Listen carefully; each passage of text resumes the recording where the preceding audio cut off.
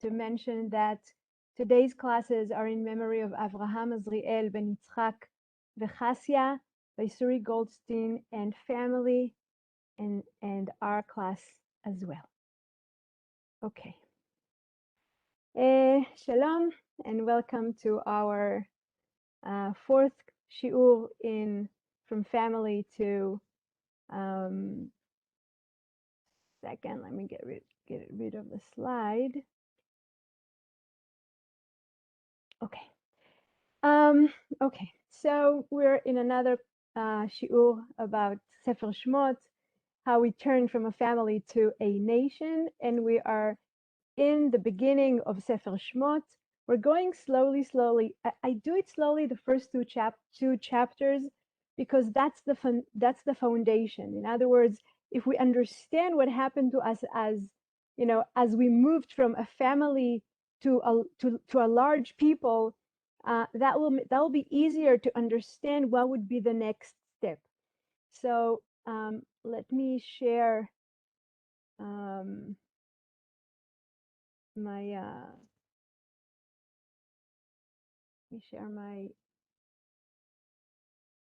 page, and here we go.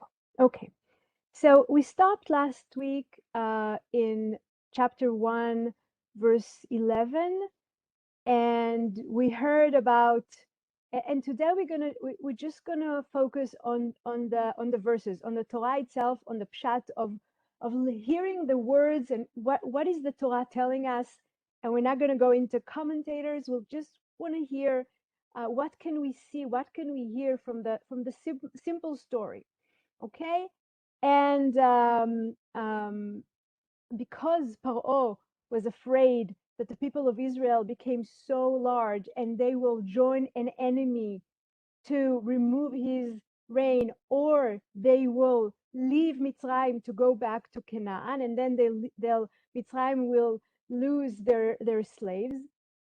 Pharaoh is putting hard work upon the Israelites. So they set taskmasters over them to oppress them with forced labor, and they built the two cities, Pitom, Ramses, and we mentioned that they built cities and they didn't build the pyramids. The pyramids were there for thousands of years before in Mitzrayim, and they built the cities. Those cities most likely were like store cities where Pharaoh could keep many of his belongings and stuff and animals and food and his money and his treasures there. But then we have a surprising verse in verse 12. We hear וכאשר יענו אותו כנרבה וכנפרוץ, but the more they were oppressed, the more they increased and spread out, so that the Egyptians came to dread the Israelites. Something unnatural happened. The more they oppressed them, they didn't die, but they became more and more. Nothing hurt them. They kept bringing, giving birth to many kids and growing larger in numbers. And the Egyptians understood there's something above nature that is happening with them, and everything that as people, and especially I think in the ancient world where the mysterious forces were taking, as a natural thing, as they were obviously there. And if we see something unnatural happen, that's a sign that there's some God involved in what's happening to them, but not yet admitting that they can't beat the Israelites. And they put more work on them, and the Egyptians ruthlessly imposed upon the Israelites. I just want to show you the word in Hebrew. ויעבדו מצרים את בני ישראל בפרך. בפרך is becoming the word that we use upon the slavery in Egypt. It was ruthlessly. It was more than a slave can take. They enslaved them, to a point where they wanted to break not only their spirit but also to break their bodies. וימררו את חייהם בעבודה קשה, and and the various labors that they made. The words that you see in italic, that's how you say it when they're a little bit to the side. So that's sort of an explanation when the translator thought that the verse is not simple or is not clear enough, so they added words.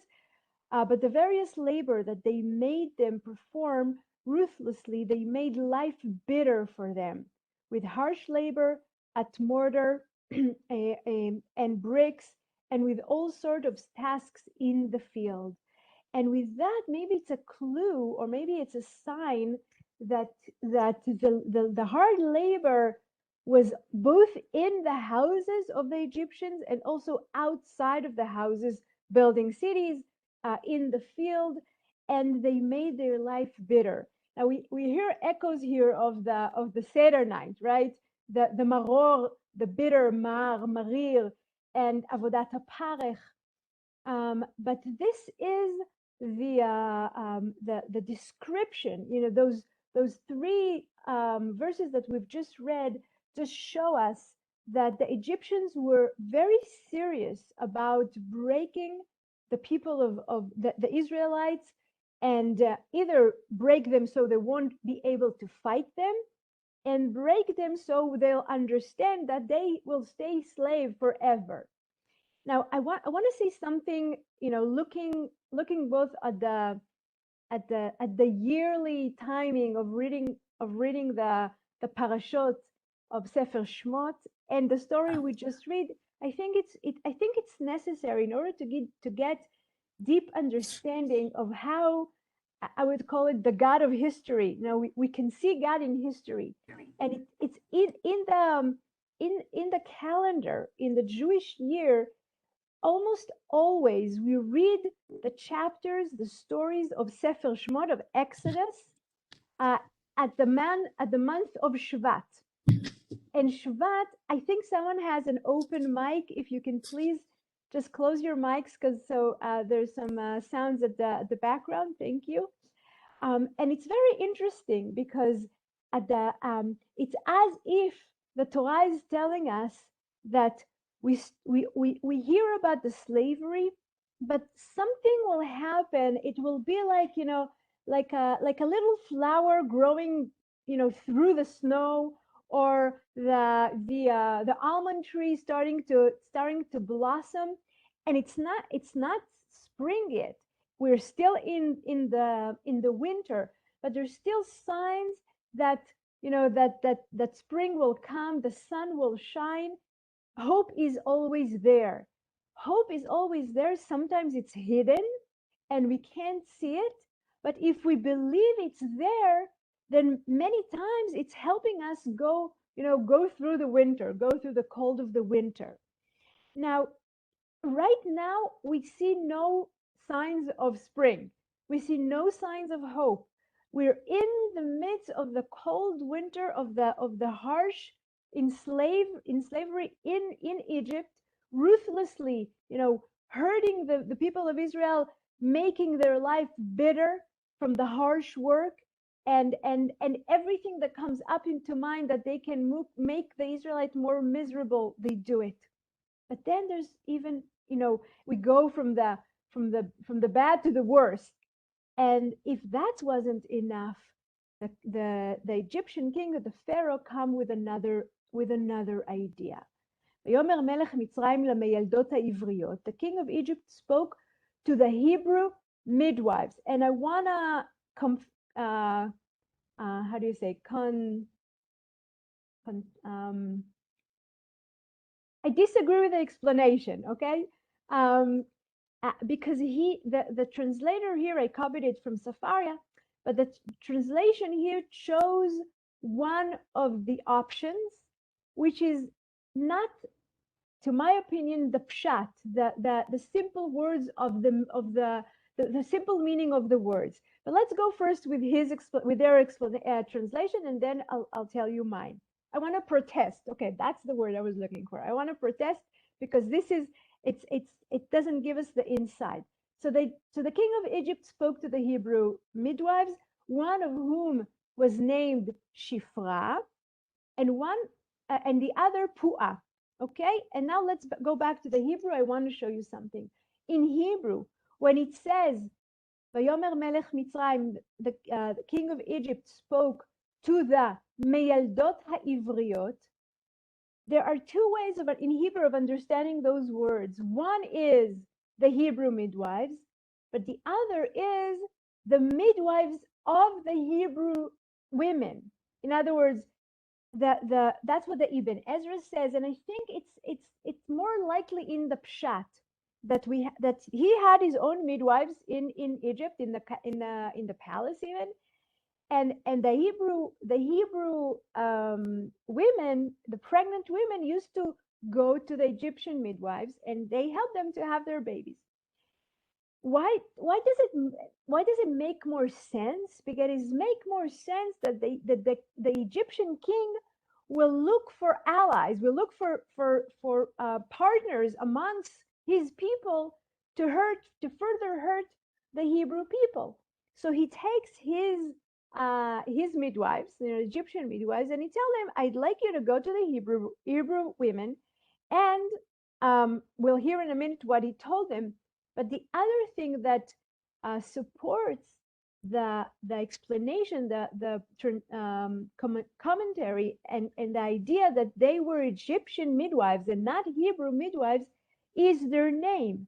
Shifra and Pu'ah at that time in history are not Hebrew names. They have the parts of Egyptian names. These names are names that we found, in that sounding, in the sound of those names. These are Egyptian names. So, and it's true that Chazal, that's why I said today we're not going to look into Midrash or commentators, because they brought their own agenda there. The Midrash would say, and Rashi would quote it, Shifra ve'Pu'ah are actually Yochevet and Miriam, the mother of Moshe, and the sister of Moshe, etc. But I think that path of Hebrew midwives, Yochevet and Miriam, is missing a very important message in the text. And if we carry with the idea that the Ameyaldot Ivriot were Egyptian midwives who helped the Hebrews give birth, and their name were Shifra and Pu'ah, and the order they get from the Pharaoh is, he was saying to them, when you deliver the Hebrew woman, look at the birth stool, and more exactly the brick or stone supports using by the Egyptian women during childbirth. If it is a boy, kill him. If it is a girl, let her live. So he's asking something, as we say, ruthless, cruel, unbelievable. Unfortunately, during history, there were other, tyrants, dictators, and cruel kings and leaders that didn't mind killing babies. But it tells them, when you come to deliver a baby, and the women used to use a brickstone to sit on and to have the baby. If you see it's a boy, kill him, and if it's a girl, you can let her live. And that, inconceivable idea that the Pharaoh had, when he tells it to those women, and if they were Hebrew, it's almost unbelievable that he asked them to do such a thing. And maybe it's clear that they refused to do it, even though they danger their lives. But if they were Egyptians, there is a small chance that they will listen to him, because he was their king and he was their ruler. But the surprise is that the verse is telling us, "Vatirena meyaldot et Elohim." And the midwives, fearing God, did not do as the king of Egypt had told them, and they let the boys live. And I think that if we are looking for the first sign of spring, for the first sign of flower, for the first sign of a sun rain in the story, it's here. And it's here from the most unexpected place where the Egyptian midwives hear the order of the Pharaoh and they say, that's too much. We are not going to support that. We're not going to take part in that killing, in that murder. And the other clue that they were not Jewish is the usage of the two words tirena et Elohim, the fear of Elohim, yirat Elohim, and that's something that the great Bible teacher, Professor Nechama Leibovich, Zichrona Livracha, taught. And Nechama Leibovich used to say, and she's the first one to pinpoint that every time in the Bible where we have the pair of words yirat Elohim, the fear of God, Elohim, not Yud Kei Vav Kei, not the name of God, but Elohim. If it's yirat Elohim, it's always, no, most of the time is Gentiles. It's not Jews. We have it with Avimelech. We have it with Iyov. We have it with Anshei Nineveh. We have other ones, but all those, when the Torah, when the Bible describe them, they're being described as people who fear God, Yirei Elohim.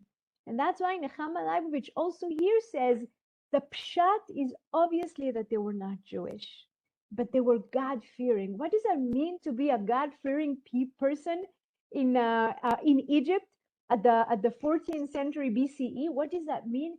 It means that they had moral. It means that they had, I don't want to use the word humanistic because it's anachronistic, but they were good people, and they knew that there's some things that should not be done between people, even though they belong to a different ethnicity, faith, culture, their different color, etc.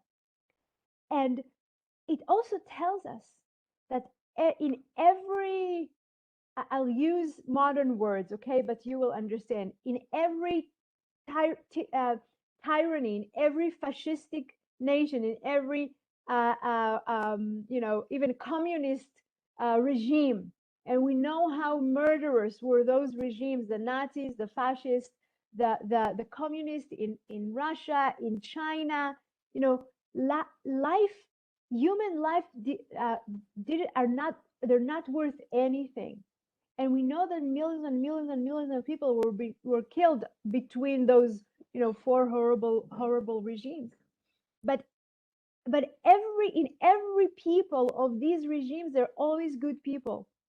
That's why Yad Vashem in Israel, started with a Chasidei Umot Olam, the righteous people of the nation, because that has nothing to do with what faith you have. It's you understanding that you're God-fearing, that you understand you were created in the image of God, and people are people, and if they die for no good reason or for nothing, and even it's your king obeying you to murder, you're not going to cooperate. And that's what they do. "Vatirena meldot et Elohim velo asu." And they didn't do as the king of Egypt had told them. And they let the boys live. Now, I just want us to hear, because it's really shocking, and I think we're not shocked enough by this sentence. It's not only that they're good women, and they're letting the kids live, the children live, the babies live. It's also that they know that if they disobey the word of the Pharaoh, they're gonna die. They're willing to sacrifice their own life and not do something that is immoral in their own little world. Um, uh, I can't. I can't see the comments while I'm teaching. Okay, so I'll read it at the end. But I saw there was a comment jumping in the air. Okay, so with that in mind, like Egyptian midwives saving the boys' lives, and they're not doing as the king told them. In the story itself, it also tells us, that the Pharaoh as far as he thought he was the king, he was the god of Mitzrayim, there were still people who understood that he was human after all. And also he says things that they disagree with, and then they can go against it. And it's a big foreshadow for the next story, for what's going to become later. But when we talk about the big topic of from a family to a nation, there are many steps and many steps on the way that we had help from other people. We had help, from Gentiles, and we also had Gentiles joining us in Sefer Bereshit. Of course, the family of Abraham, the family of Rachel and Leah, and together we do something which is the right thing to do. In a way, it's emphasizing or manifesting the first chapters of Sefer Bereshit. That God created human beings. God didn't create a Jew, he created human beings. And there should be certain rules that are universal, that are universal morally, and everyone should keep. And the big fight was against huge empires like Egypt, who had the people and the elite, especially the king, the Pharaoh family, who thought they were better. They owned everything. They were God. And here at the beginning of Exodus, that is starting to break. At the same time that we become from a family to a nation, there's a breakdown in the idea of the empire as the only way to live. That there is hierarchy in people's lives, not hierarchy in what people do. And the hierarchy of competence. You good in that, and I good in that, and everyone's sharing together their own strengths. But what there was in Egypt was a hierarchy of value. The king valued himself as better and as worth more than any other common human being in his people. But what the Torah told us in Bereshit is that our value, our essential value, is equal in the eyes of God. No man or woman are worth more than another person. Okay, so that's starting to break now in Egypt with those verses. Let me just really am curious to see what are the comments that you wrote. Interesting that they put the God of Hebrews above Pharaoh, who was also again. Exactly. And the verse is saying that right. They had the word of the Pharaoh, and they had an insight of a word of God, and they feared God, and that was above the Pharaoh. Okay, let's go back. Okay, so they let the boys live. And of course, the king hear about it. ויקרא מלך מצרים למילדות. So the king of Egypt summoned the midwives and said to them, "Why have you done this thing, letting the boys live?" Now that's also a surprise, right? Because we would expect him to call them and to kill them, But it sounds like he's very curious because he knows no one ever, would disobey him. And if these women had the guts to disobey him, there's something bigger is going on that he wants to understand. And he asks them, so why did you do that? He can't even, in Hebrew is מה הדבר הזה? כן, מדוע עשיתם את הדבר הזה? Like in the beginning, he can't even say what they did because he's so shocked. Only after he relaxed, he's saying, that's what you did. Let me see in the Hebrew, in the English. So the king of Egypt summoned the midwives and said to them, "Why have you done this thing, letting the boys live?" And he's not asking technically, he's asking, how dare you? You're not afraid of me? Is there something bigger than me? like, what's the reason? I mean, he's so convinced that there's another reason that he just doesn't, because if it was just simply disobeying, of course they know they're going to die. And he's very curious to understand how come they were able to disobey him. And their answer is also surprising. ותאמרנה המילדות את פרעה, כי לא כנשים המצריות העבריות. The midwife said to Pharaoh, because the Hebrew women are not like the Egyptian women.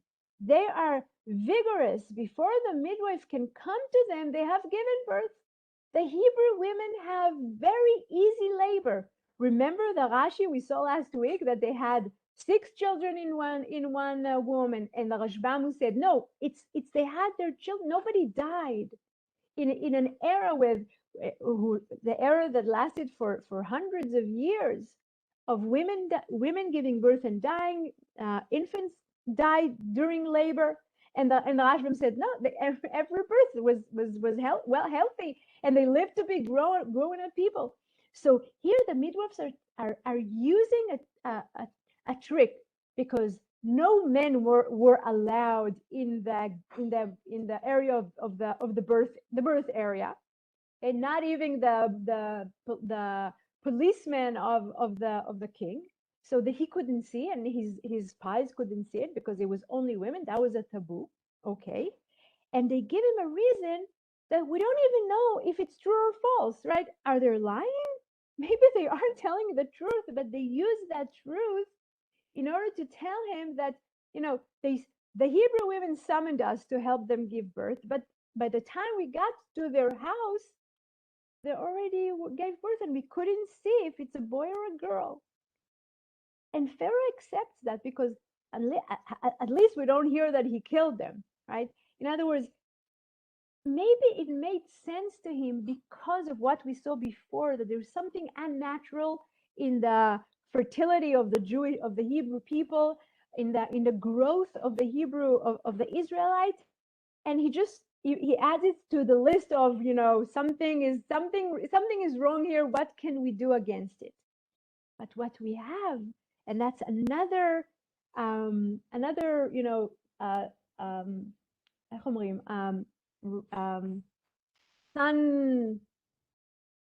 sunlight, keren or. It's another sign of light that we have in this dark beginning of sefer of Exodus, is vayitav Elohim lamayaldot vayirav va'am vayatzmu meod. And God dealt well with the midwives. In other words, he gave them sachar. He rewarded them for the great thing that they did.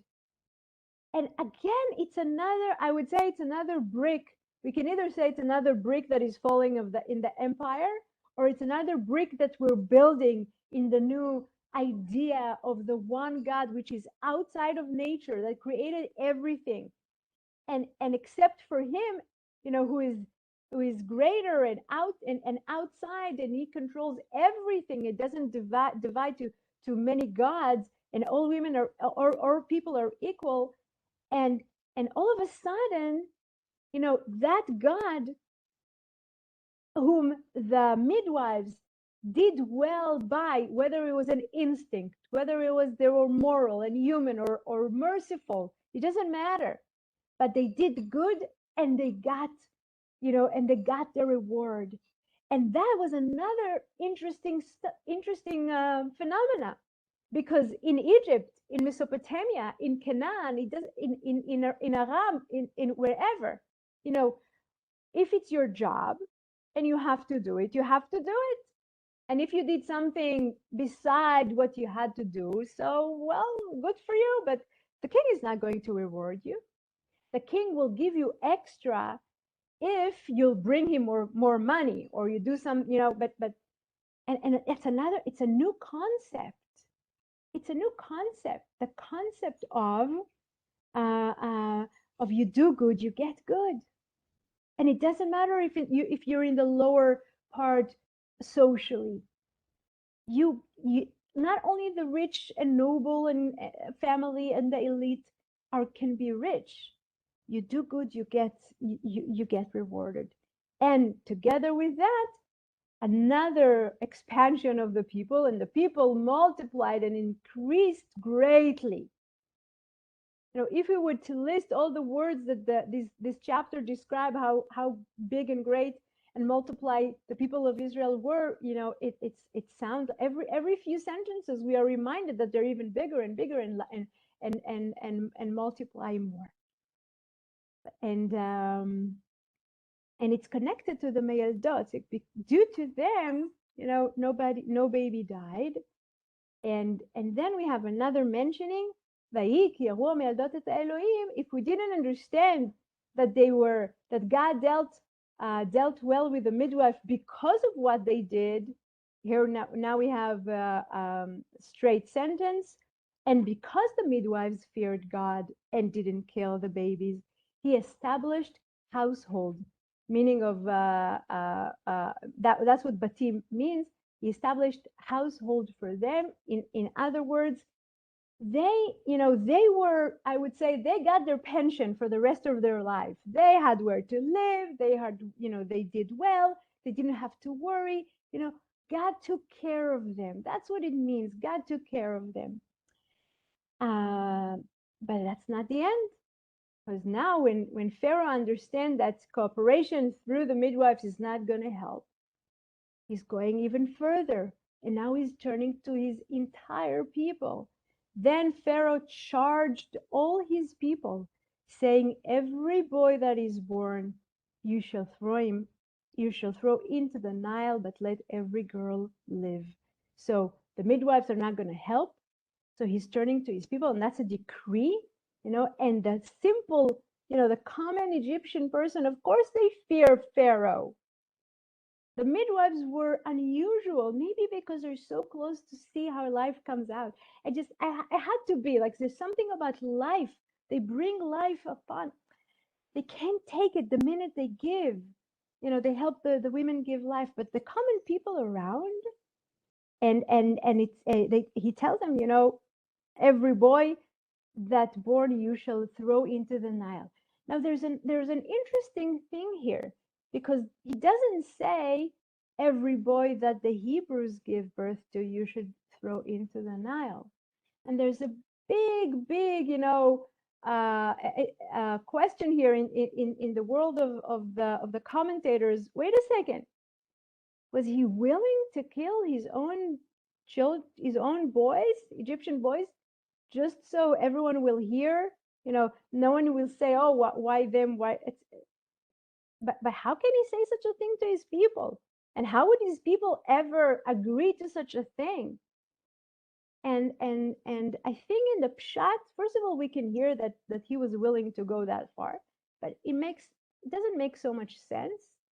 And maybe it was because you were already talking about decrees about the Hebrews. Everyone understand that he speaks now about the Hebrews.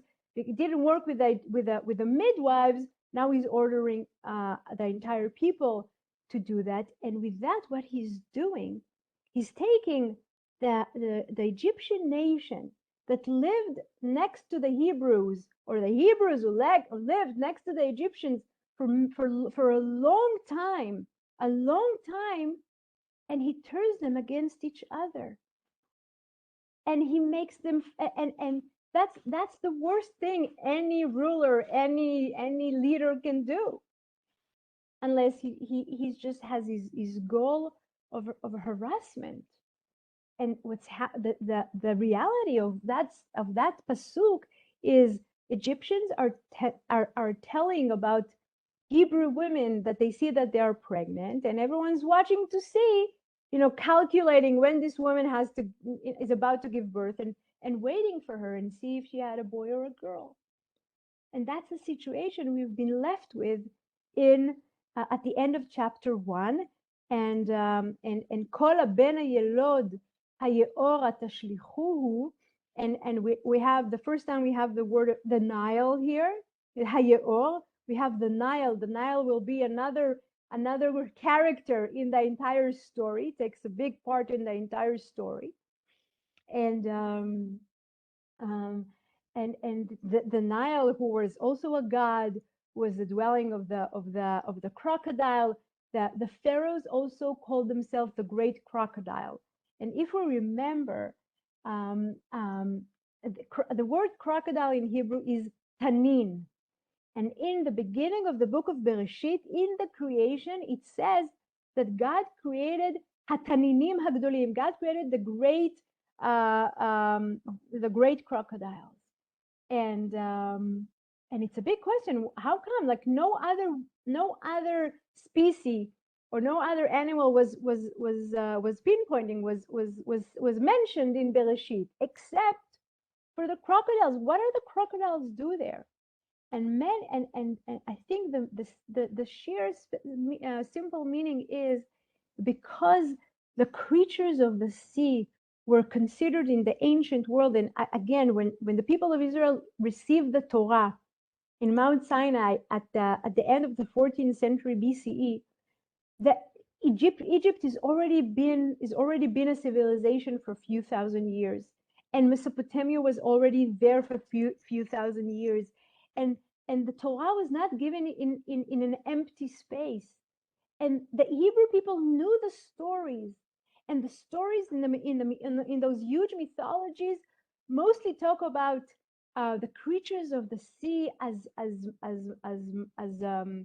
great forces that the gods that they believed in were fearing all the creatures of the sea because they were mightier and stronger than them. And then all of a sudden we get a story saying that the God who created the world also created the Taninim, and he controls everything, including the scary, beasts of the ocean and the Nile.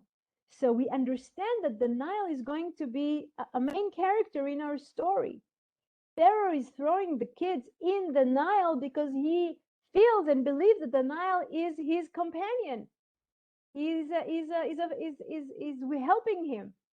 He's the God he's worshiping with Taninim inside the Nile. So the Nile here becomes an ally of Paro. And we leave the Dars. Okay. With that, any questions before I move on? You're always so quiet. You feel free to join and ask and say what you think, and I'll be very happy. Okay, so if no questions, let's move on. And we're moving to the second chapter, to Perek Bet, with the darkness of this chapter, with few lights here and there, and we move into chapter 2 into a different realm. The camera is shifting from the Egyptian side to Goshen, to the side of the Hebrews. וילך איש מבית לוי ויקח את בת לוי. A certain man of the house of Levi went and married a Levite woman. Now, what do you mean? Where did this come from? And why don't you tell me their names? I know who they are, right? We all know who they are. It's Amram, the father of Moshe, and Yocheved, the mother of Moshe. Why are you telling me a certain man and a Levite woman? Why don't you use the words, their names, their private names? Okay, keep that in mind. We'll get to the answer. I think what the Torah is doing here is so brilliant. But there's another thing that we hear here, and this is a very this is a chapter full of light. Okay, it's not the darkness that there was before, and the light is also starting with a simple word vayelech. Okay, vayelech, and he walked. He left his house and he married somebody. But the Hebrew word says vayelech. Now, why am I saying vayelech is such an important word? Because when we imagine slaves, we imagine them dragging their feet, staying home, very, bent, hurt, running home after a labor. There's something very alive in that vayelech ish. A certain man of the house of Levi went. And we tell ourselves, I know that word, I know the vayelech. We found walking people in the book of Bereshit. We found Avraham, lech lecha me'artzecha, And we find Rivka, again, that she walked behind Eliezer, who came to find her as a wife to Yitzchak. We know the word vayelech. It means someone get up and do an active thing. So it's a first hint saying that amongst all these slaves, there is someone there who said, enough is enough. We have to return, we have to regain humanity. We have to remember that we are human beings. And the first thing he wants to do is to have a family. וילך איש מבית לוי ויקח את בת לוי. Rashi here is saying that they were married, but they separated because they didn't want to have children and not to take the chance that that the Egyptians will kill their children. So all the Hebrew men divorced their wives or were separated from their wives. And here it sounds like he decides to no more. I will not tolerate that anymore. And he goes back to his wife or marry his wife. And that's very crucial. It's the first sign of someone saying, you know, we cannot be defined as slave all the time. We have to remind ourselves that we're people and we want to have life and we want to have families. Okay, so he went and he took and he married. And the woman conceived and bore a son. And when she saw how beautiful he was, she hid him for 3 months. Okay, and this dude does need some explanation. They married, they had a child, it was a boy, in other words, danger upon his head.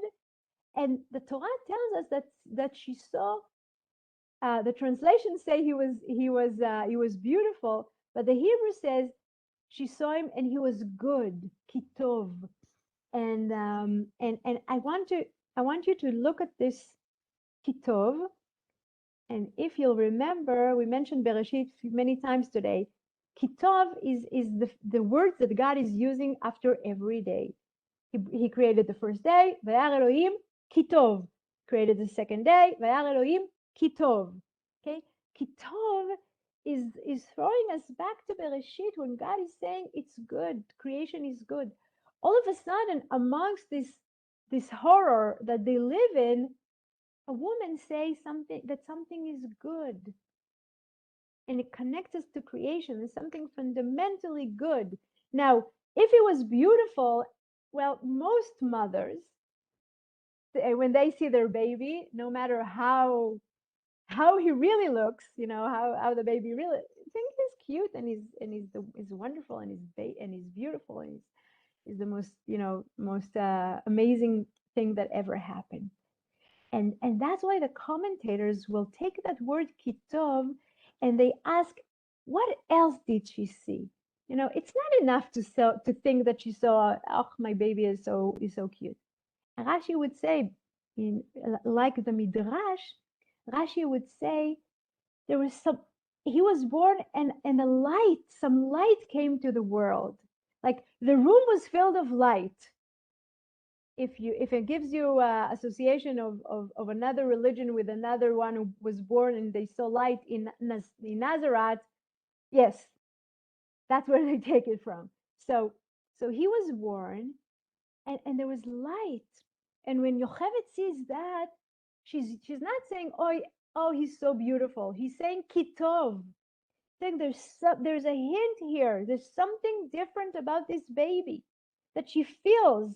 She doesn't exactly know why, but some midrashic would say that he was born circumcised, but we don't need that in order to say, and we can say many things, but definitely she saw that there was something special about him. She couldn't really tell what or why, but she remembered it, and she hid him for 3 months. Now, to be able to hid him for 3 months, we need an explanation. And here I will use Rashi because I think what he's saying must be the pshat. If indeed every pregnant woman was watched by an Egyptian neighbor or guard, so they counted 9 months. And Rashi said he was born early. He was born 3 months early. So she knew she had at least three months to hide him at home, to keep him at home. So she hid him for 3 months, and the woman conceived and bore a son. And when she saw how beautiful he was, she hid him for 3 months. And then when she could hide him no longer, she got a wicker basket for him and chucked it with bitumen and pitch. She put the child into it and placed it among the reeds by the bank of the Nile. And I want to go to the Hebrew because I want to show you a few important words. She can't hide him anymore because 9 months passed, and she understands there's danger because people are expecting to see a baby. And what she makes is, by the way, Hatspino, I, it has nothing to do with our topic, but I have to tell you that because it's so beautiful. The last time we met that kind of a word, Hatspino, was with Yosef in Egypt. The name that Yosef's Pharaoh in Genesis called Yosef, he wanted to give him an Egyptian name. He called him Safnat Pa'aneach. Now, it's Egyptian. It's Egyptian for the one who is smart, who knows how to read dreams, but it became a verb in Hebrew. Safnat Pa'aneach is the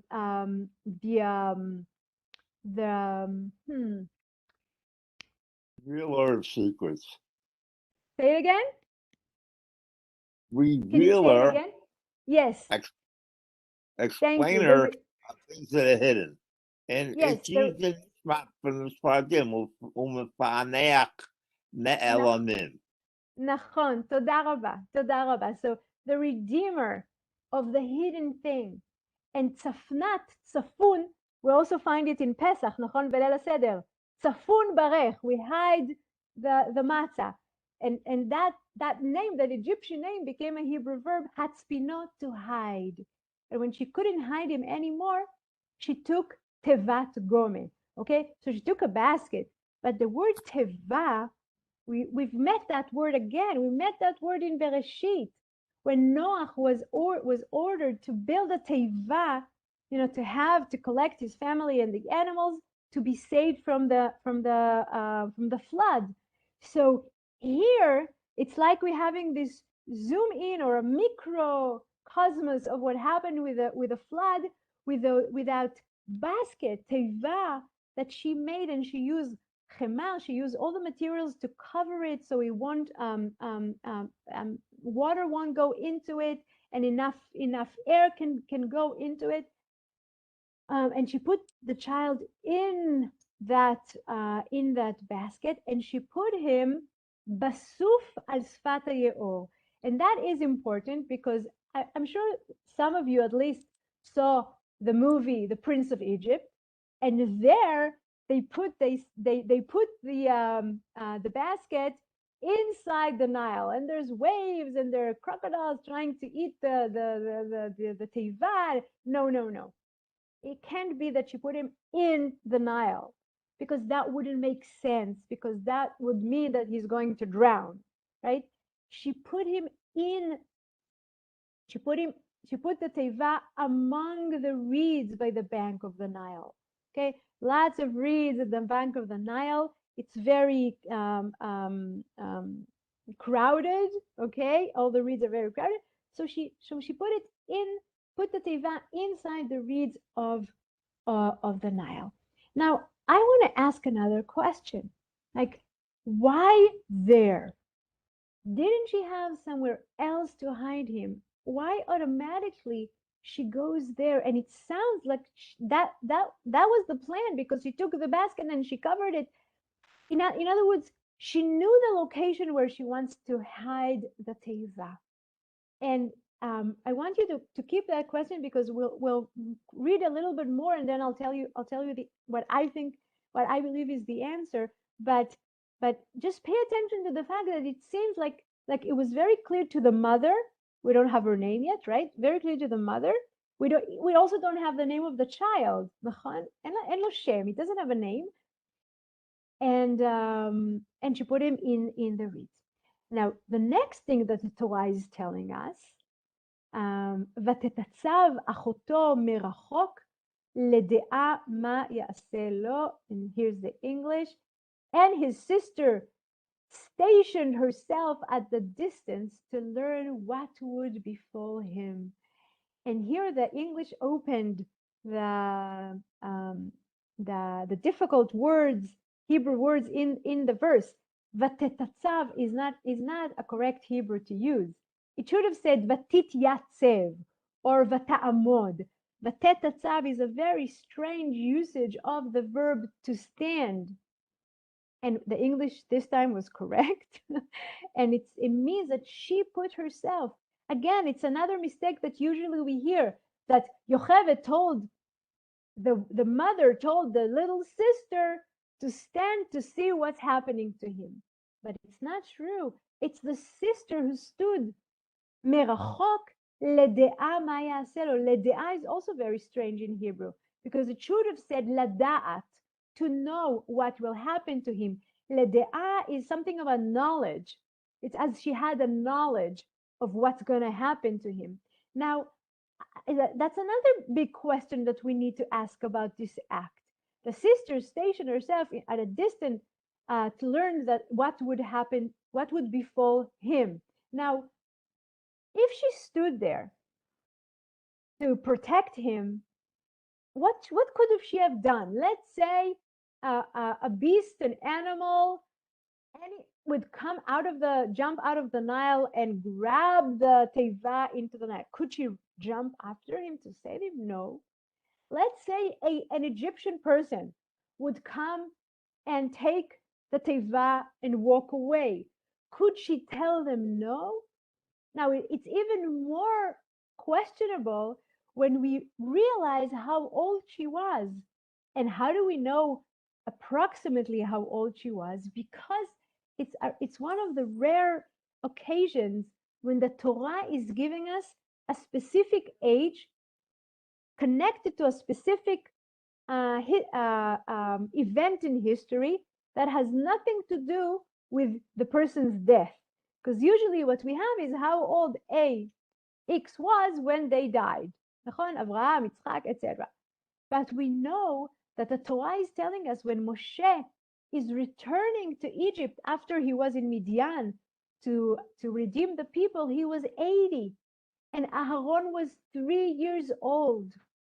And if we carry that count, one sister up, how old was Miriam? Was she 6? She was the oldest. Was she 6? Was she 7? Was she 8? Was she 10? Let's say she was 10 years old. And she was a child. She stands there. What can a little child do? What is she looking to see? Because to help him, if something happened to him, she can't. And also she's a slave. Everyone can see that she's a slave because she's wearing Hebrew clothes and slaves' clothes. We have to try really to imagine that and to see, to view that. And it's, every ethnic group, this is a true thing up till today. Every ethnic group, which is a minority amongst my majority, they keep their clothing, or at least some aspects of their clothing. Everyone can see that she's Hebrew. But maybe the hint that we have, maybe the Torah is giving us a hint by the word lede'ah. In other words, it's not that she's standing there to know what's going to happen to him and to help him. Maybe she's standing because she knows something special and unusual is going to happen, because she was there when he was born and she saw the light, or she saw the special thing that happened with her mother. Especially if we add the midrashim, which I didn't want to add, but I'll say them anyway, that say that she had prophecy, that this little child had prophecy that her youngest brother is going to be the Redeemer. So it's not just she's there to help him, she's there to see how the prophecy is going to happen. What's going to be, what's the next step? She's watching to see if indeed something great is going to be with this child, to learn what would befall him. And we're about to start to bring the daughter of Pharaoh to the picture, and I'd like to read it in one, in one row, not to stop you, and have a week of a break. So with your permission, we'll stop here. So we'll get the entire story next week. תודה רבה. And Rabba, I have the question, Rabbanit, the small question. go ahead, Anna. Yes, the etymology of the names of these ladies like Puach and Shif, Yes. where I can find, because I had the one time some of Rabbi said the Puach, it's like poo poo poo, because he makes, right. Yes? Right. That's what the midrash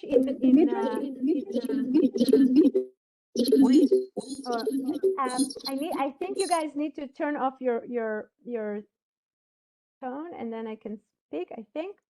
Okay. The midrash says that their name is after the sounds they used to do to the baby to calm him down. Poo poo poo, hush hush hush, and another midrash says that Puah used to calm them down with her words, with her sounds, and Shifra sounds like Aramaic, like making better, and she cleaned it, she washed the baby, and the midrash makes it into really Hebrew midwives. That's the way of the midrash, and also Rashi goes along that path, and many other commentators, Ibn Ezra and especially the most modern commentators from the 18th century and on, Shadal and Rav Hirsch and others are saying if we're not saying they're if we're not saying they're Egyptian, we're missing the point. Of the upright of the outrage. The rebellious against the mightiness of Pharaoh amongst his people, that he's not perfect, and something starts to crack. Something is not wrong in the kingdom of Denmark, but it was in Egypt, right? So there's something is happening, and they got the reward because in God being the ruler of the world, you don't have to belong to any culture or nation or ethnicity in order to get rewarded if you do good things. That's the big message of the beginning of the Torah. The people of Israel will turn from a family to a nation because we have a specific mission that is upon our shoulders that we have to keep. But we believe, there's something that Rabbi Sachs, Zecher Tzadik Livracha, repeated over and over and over again. Judaism believes in a universal God and a particular religion. That's why we don't want everyone to be Jewish and keep mitzvot, but we do want everyone to realize God created the world and God is the king of the world. Yeah, God is the one you need to. That's what we want. We want everyone to believe in God, but not to become Jewish. The other religions who came from Judaism, Christianity, and Islam are already becoming universal religions, and they want everyone to be Christian and everyone to be Muslim in order for this world, as they think, to obey God's words. But we're very different in that. Anna, did I answer your question? Yes, exactly. Thank you, Rabbi. Okay. Thank you. בסדר. טוב, שבוע טוב. שבוע טוב, תודה. שבוע טוב לכולם. Thank you Bye. so much. It was wonderful. Thank you. Thank you, Sarah. Bye. תודה.